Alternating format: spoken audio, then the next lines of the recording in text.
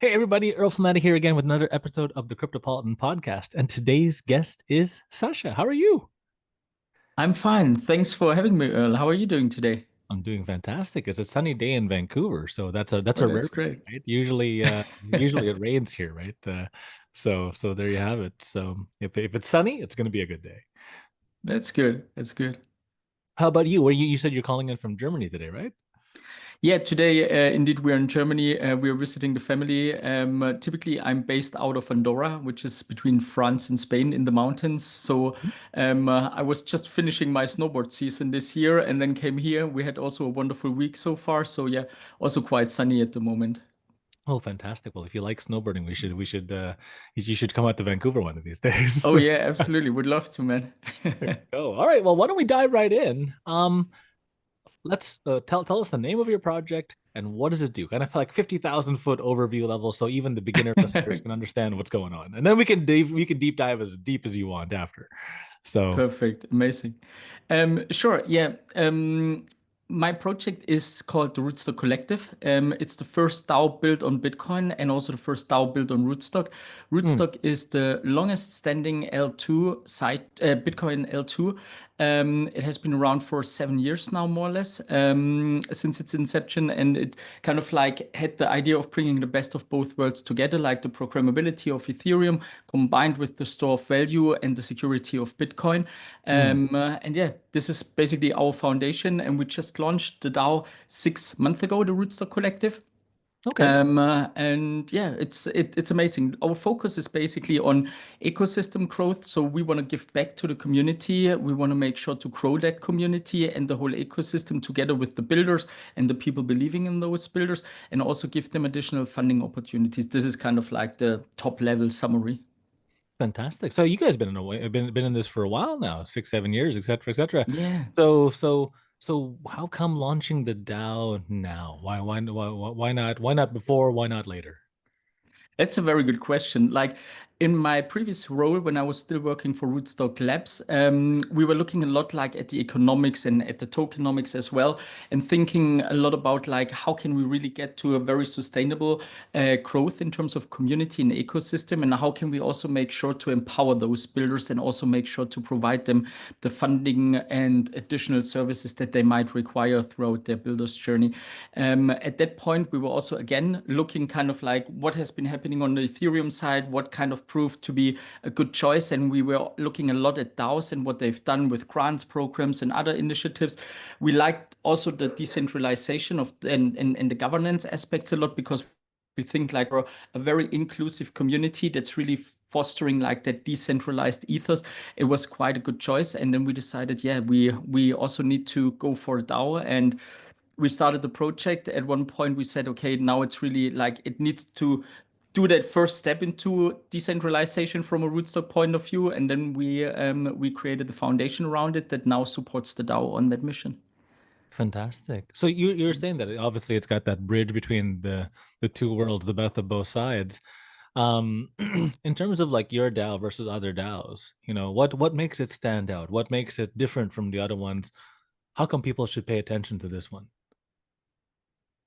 So our main objective there is to make value capture a fair thing on Bitcoin, because by the historic design of Bitcoin, it kind Hmm. of rewards the miners and the hodlers, right? Like the people that hold and believe, and of course, like they're quite lucky if we look like at the progression over the years. But there was no design for what happens with the builders, what happens with people believing in those small projects that want to support them. So we thought about like value capture for them is an essential piece that's missing in Bitcoin's original structure and design. Hmm. So this is where the DAO comes into the game, and where we thought like there's so much opportunity, and also there's so much untapped liquidity. I mean, Bitcoin is the biggest untapped liquidity in the world at the moment, right? So there is so much for builders to discover and to contribute in that ecosystem, especially building on Rootstock is a huge opportunity for those builders. And we just wanted to make sure to support them on that journey there. And I think we are pretty unique on that when it comes to DAOs on Bitcoin. When it comes to overall DAOs, I think our edge is pretty much really focused like on the ecosystem. So we want to offer a lot of different things to them, or we already do. We have like three main categories, if you will. One is like a grants program. A lot of people I know have grants programs. We try to currently revisit the idea of our grants program and revamp it with a bit more of a yeah focus on those builders that really want to stick around, that really want to go on that journey together with us, and double or triple down on them and make sure they get all the support they need. And also make it a bit more themed to the needs the community and the ecosystem really have. So far we've just like had it very open and less focused. There was a couple of good success stories, luckily, but we want to make it a bit more like focused from now onwards. Then the second thing we have is community incentives that includes like ambassadors comp or delegate compensation, events and stuff like that. And then the third one is around what we call the collective rewards. This is basically for the more mature and seasoned builders, and it gives them the opportunity to create an additional, almost like a revenue source through their participation in there. There's like bi-weekly payouts of a pot in the DAO treasury for those collective rewards. The people or the projects secure votes from the community, and depending on the ratio of the votes they have received within those 2 weeks, they would get that share of the total payout in that bi-weekly distribution of the funds there. So this is quite an interesting thing, because it's also, along that developer journey from being a one-man show or like a small group of people like showing up at a hackathon, following with a grant, which we offer as well, right? Like all the way through, okay, we already managed to like go live on mainnet on Rootstock. We already secured like, I don't know, like a couple of 100 active users a month. We already create some transaction volume. We have the first traction, but we get that extra revenue source, which might help us to, I don't know, like, hire one extra person, run marketing campaigns, go to events, whatever they do with it. So this is kind of like what we wanted to do, like really making sure that we can be the partner along that journey, not only in single moments throughout that journey. That makes sense. So how does the governance work around? So if we go back to the first part with the grants, this is where the Mhm. voting comes in, and they vote for which projects they think that are the most relevant to the community. Exactly. So on the grants at the moment, like it's quite easy. Like one stake drift, which is our governance token, is one vote. All is set to 4% quorum. So of all existing at that point when the proposal was raised, of all existing stake drift, every one stake drift is one vote, but 4% in total would be sufficient to hit quorum basically. So Hmm. every builder can basically come, raise their proposal. What we always recommend is like do an off-chain proposal in the forum on our discourse first, like do some, like test the waters, like engage with the community, engage with our shepherds group, which is our pre-stage to the delegates. Make sure that you get the right vetting, that you have the opportunity to position it right. Some of those folks also help a lot, like just guiding you, like even if it's just a format or how you can best pitch it to the community. Then basically put your on-chain proposal in there. You just need Mhm. to stake 1,000 RIF for the on-chain proposal, which is currently like $40. So it's not a huge ask. And of course, it will still remain as your asset. It's just like we want to avoid like, that a lot of spam is going on there. So this is our only condition there. And then you can basically pitch it. And if people like it, they vote. If you hit the 4% quorum, you get through it and you will Nice. secure your funds. Yeah. Fantastic. So in terms of like holding the vote, you were saying that it's one governance token is one vote. Yeah. Like do you is there any benefit to like staking against this sort of thing? Is that what you're basically doing? You're is there a benefit to staking to get more votes or to get more, control over the voting process so that I can be a heavier hitter in the program? So the benefit come like you do not get like any multiplications typically on the vote. There are some exceptions because there's sometimes batches for certain time frames, etc., that give you kind Yes. of a superpower. But overall, from the voting on those proposals alone, this is not where you would get the reward. The interesting part comes again on those collective rewards. This is where you would get, as someone believing and voting for those projects, also Yeah. would get the fair share of the cake, basically. Because the way how it works, I described earlier, like the payout on that bi-weekly base, the builders, when they secure the ratio in the voting in those periods of 2 weeks, would then proportionally get their part. But what they do before that cycle starts, they predefine a kickback to the community, like to the people Mhm. voting for them. And most of our builders at the moment are around like 50% kickback that they have defined. So they already predefined before the cycle starts, hey, maybe I receive in those 2 weeks like 3K, but I predefine 50% kickback. So 1.5K go back to the community in that example. And then Hmm. between those folks that have voted for that project. So you basically have some very good financial reward opportunities. At the moment, our ABI, this is how we call it, like the annualized backers incentives, is like 51% in the current cycle. And we've Hmm. been above 70% for like the majority of the last 6 months since we launched it. So it's still quite attractive. It's still a good time to join because it's not super full of people yet. So there's still some good returns to make basically.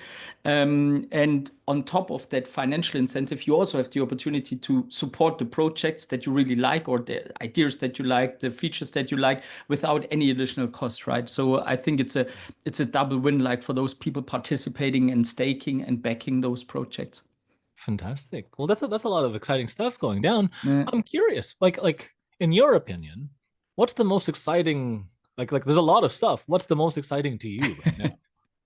So I would say the most exciting is really that we see that the builders already like are on an evolution, like how they help each other, how they help other projects, how they are engaging with the community. This is really exciting to see. And we also see at the moment like the first real organic inflow from external projects that we did not actively poach basically. So this is really, really cool to see. So that those builders actively seek to build on Rootstock and to join the Rootstock Collective and participate in the DAO. This is really, really exciting to us.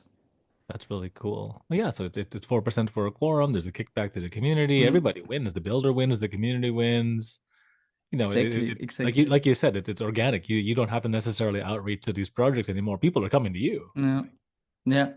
And the good thing is like we of course had the advantage that Rootstock have been around for some time before. So Rootstock already had like at that point when we started 160 plus builders that are building on Rootstock. So of Hmm, course like those were like also the first that we were reaching out to because we already knew them and we liked them, right? They are already builders in the ecosystem. So to attract them also into the DAO and then starting from there. But now that organic growth kicks in as well, which is really, really exciting for us to see. that's really fantastic. Mm, That's exciting stuff for sure. I agree. mm. So, alrighty. So why don't we move on to topic number two? Because people want to know the Perfect. people behind the people, right? Like, is it because Yeah. it's not, business to business, it's not business to consumer, it's P2P, it's person to person, right? At the end of the day. Yeah. So, I mean, you just illustrated it right now, right? Like if you build it, they won't come. If you build it and build a community, then they'll come. So that's fantastic. But I mean, you can't sit in front of your computer all day. You just told me you snowboard. What else? Like, tell us about you. What are your hobbies? What are your interests? What do you do when you're not sitting in front of the computer? Absolutely. Yeah, happy to share. Like, as you said, like snowboarding is definitely one of my big passions. But for me, like I divide it by beach and by mountain. This is also why my lifestyle is a bit split between Andorra, so the mountains, the Pyrenees, right? Which is Yes. amazing for snowboarding, which is amazing for mountain biking and hiking, like in the summer. We also have two dogs. The dogs love to be out in the mountains and in the nature, so a lot of walking and hiking with the dogs. Nice. Then on the other side, we also still do a lot of like summertime in Spain because it's nice at the sea as well, right? Like not in peak summer, but around peak summer. We typically tend to spend a couple of months per year in Spain as well. And there I enjoy just the sea, beach tennis. Beach tennis is my other big passion. So I have like the Nice. snowboarding in the mountains, beach tennis at the beach. And yeah, that's it. Like of course friends and family spending time there. I also still try to game every once in a while, but I was having way more time when I was still studying. And when I was still young, I spent way more time in front of the PlayStation than now. But I still try to do it every once in a while. Yeah. I mean, with the community, with what you got, there's a lot of opportunity. I mean, and it still feels like gaming, almost like the work doesn't really Yeah. feel like work. You know what I mean? It's true. That's It's true. fantastic. I, Uh, I am a terrible snowboarder. I can do yeah. 360 on the mountain, but I don't mean to. Right? I'm screaming. This is not good, right? So, But there's a lot of good stuff around Vancouver where you can really do proper snowboarding, right? There's oh, there's so many good absolutely. I'm options. just the worst Yeah. snowboarder in the world, So, no, absolutely not. But I agree with you on the beach part. One of my Mhm. weird hobbies is it's called archery tag. We shoot each other with bow and arrow, but Okay. it's a marshmallow on the end. So you're not going to kill each other, but you're running around Oh inside wow. like on sand, right? So Okay. the hell of a That's workout. cool. That's a That, different that sounds pretty good, different man. weird hobby, but yeah, there you go. Yeah. So that's neat though. Like I mean, I talked to a lot of the other founders. I talked to a lot of other people who work in these projects and everything else. Mhm. And a lot of them they don't get out enough. And so your two hobbies of going out snowboarding, going out take Mhm. the dogs on the mountains, going mountain biking, going to the beach and playing tennis. That's super active. So what I find is that so I got to talk to Sir Richard Branson once, right? Mhm. Wow. And one of the things he told me, like I said, okay, if you only had one tip, one thing that you could do to make your business better, what would it be? And he said two words: workout. And it just blew my mind. I'm like, really, working out? Yeah. Like, well, yeah, because your brain is a part of your body. And It's if you good. don't treat your body Yeah. right, your brain's not going to work so good. So the It's more very you true. work out, the more your brain works, the better ideas you get, the better flow Yeah. happens. So I'm super happy to hear that, you're getting Yeah. out there. That's really Yeah, good. but 100% agree. Like for me, it's really like when I'm in the mountains, that's peace in mind for me. Like this is really Yes. the best way for me to disconnect with everything. And as you said, like and stating Richard Branson there, like it's really for me the moment when I typically also come up like with the best ideas for me when I not thinking about not pressuring it, it just flows in, right? Like because you're completely Absolutely. disconnected, your mind is free, and then your brain starts working very well. Well, there's only two functions in the brain, right? Either you can be productive Mm. or you can be creative, but you can't be both. Yeah, Not at the same time. It's like it's asking you true. to stand up and sit down at the same. You can't, right? Yeah, So, yeah. and that That's that's true. really cool how you were saying that you get out there and you reset because think about it. What's the number one thing you do in tech support? You unplug it and you plug it back in, including It's us, true. right? That's a very good, yeah, that's a very good comparison, man. I like that. There you go. Well, why don't we move on to Yeah. part number three? And part number three is Perfect. let's build your community. Like I know you guys been around for a while, but I mean, Mhm. I haven't heard of you until now. So this is really cool. I'm really interested in the project. I want to Mhm. know more. And so people who are watching this episode are probably also going to know more. What's your best? You're saying Discord, like, is that the place to go to have the community discussions? Because you were saying even when you're doing a proposal off chain, that's where you start going, right? So is that the best place to start learning about the community, or is there a better place? Are you guys on Reddit? Are you guys on X? Like, what's your main if you had to pick one, where should people go Uh, first? That's really if you have to pick one, I mean, we do all the obvious stuff. I think our Telegram is probably the best first step to enter because there Okay. you will find also all the link trees to the website, to the D app, Mm, to the forum, to the Discord, to Twitter, of course, as well. But yeah, I think yeah, Telegram probably if I would have to choose one, plus okay. the website if I would have to choose the second one because there you find just a lot of information All and the links are also there. educational stuff. Exactly, So why exactly. don't we take the time now for you to drop the website? What's the website so that people can find it? And then when they find it, go to Telegram, grab all your link trees and go from there. Perfect. The website is rootstockcollective.xyz. So that's Mm, it. Rootstock and then the collective, one word at .xyz. On Twitter we are at rootstockcol. We needed to cut it, but yeah. yeah. But that's it You on you only and get on so long Telegram. for the Yeah, username, right? yeah, So yeah. that you eventually have to cut off Exactly, somewhere, exactly, right? exactly. Fantastic. Well, that was a really cool interview. Do you have any parting Yeah. words of wisdom? Anything else that you want to share before we call it a day? Um, Maybe just we have some really exciting stuff coming up. I know, like, we have basically three focus areas. We have like a lot of UX and onboarding improvements that we still need to do because we all Hmm. know crypto can be very complicated. We force people to do a lot of complex stuff, and not everyone is a crypto nerd. So we do a lot of cool stuff around that.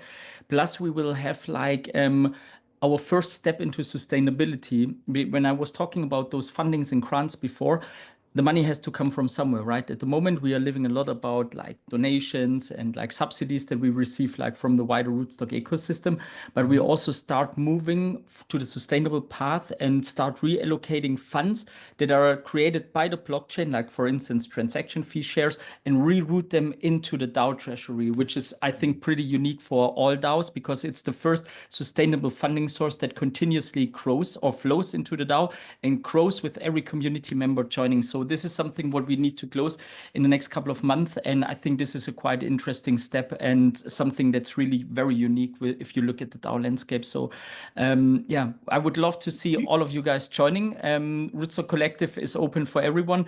As said, even if you're a builder or a backer, there's something exciting for all of you. So make sure to join and don't miss that opportunity.